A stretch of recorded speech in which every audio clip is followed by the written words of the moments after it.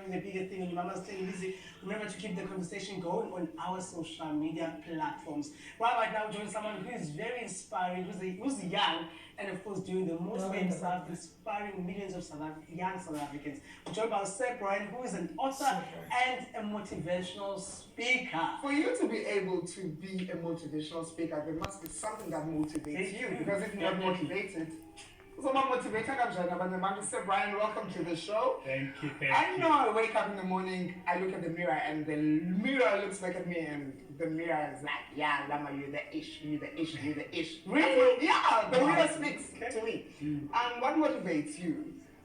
What motivates me? So when I wake up every day, I look in the mirror. You too. I realize that it's a great time to be alive. Yes.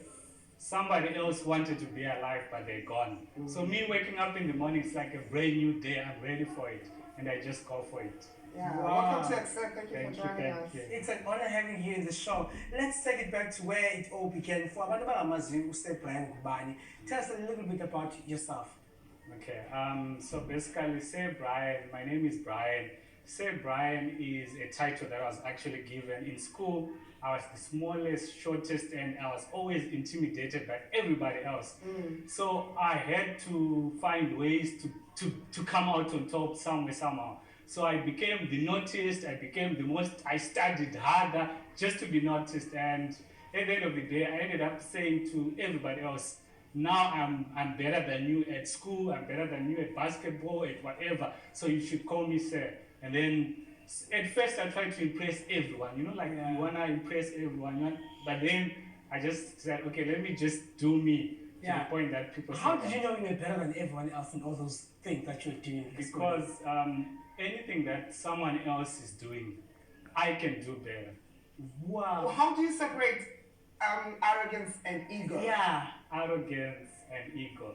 Well, arrogance is, I'm saying this simply to mean, if I see someone doing something, I've got the same capacity of whatever is doing, but I'll work even harder than he will. Sure. So definitely I'll come out better than him. Not only are you a motivational speaker, you are also an author. Tell us about your book.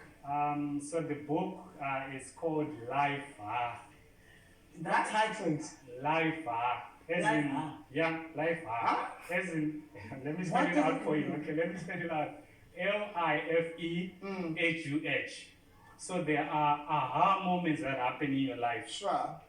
Like there are moments when life hits you terribly. And you're like, life, like you miserable. And then there are moments like miracles happen. You were not expecting that interview or whatever. And then you're like, Yeah. So that's it. It's about what I've gone through to get me to become this person that I am. Sure. Yeah. What is it about this book that you feel like people should need to go out there and get it and read this particular book? So a lot of people, when situations happen in our life, we have tendencies to overjudge ourselves or to simply think it's the end of our lives. But if you take the moment and say, life, but this part of life, you can go to the next stage. So every moment that you have, either a aha moment of excitement or a aha moment of disappointment, there's still tomorrow. So you can wake up and still go, and things will always work out for you. So when I go through the pages of Life, I'm expecting to get motivation as I turn the pages. Yes. So all our lives are stories. Sure. As you're living, you're basically writing your own story. So you have to decide what type of story that you want and what sort of lessons you're going to attain from experiences. So that book is about my experiences and the lessons that I got, but the lessons that I got are applicable to everybody else. Yeah. And the same lessons that someone's going through, I can learn from them. Yeah. How long did it take for you to put this particular book together? So when I wanted to always write a book, but I never had the courage or whatever. So I wrote in my diary 15 years back to say by age 30 I should have written and published a book. So 11 days before my birthday, I realized I had 4 main goals write a book, buy a car, have a first wife, first child, something like that. First Now wife, I've got- you first wife, you mean like At the 30, like second wife? my fate, you know, no, okay, my wife. Life. Okay, Tinggal my ada, wife. ada, So, ada. when I just 11 days before my birthday, there was no wife, and I realized, okay, I can blame it on eggs, I can blame it on everybody else. There's no car, I can blame it on economy or whatever. There's no child, okay, I don't have a wife yet, so obviously. Then the book, I had the laptop, I had pen, paper, so I started writing.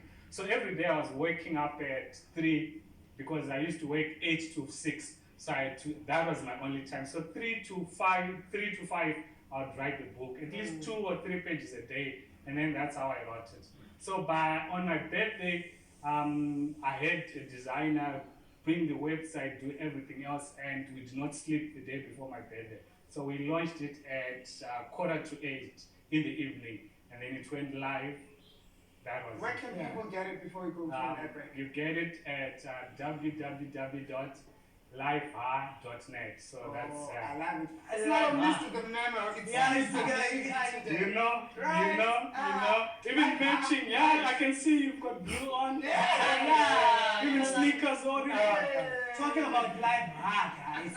Be sure to get the book is available as a soft copy. Yeah, www.lifehard.ca. Make sure that you do not miss out on that. When we return, Mihlali, myself, Nosinalo, our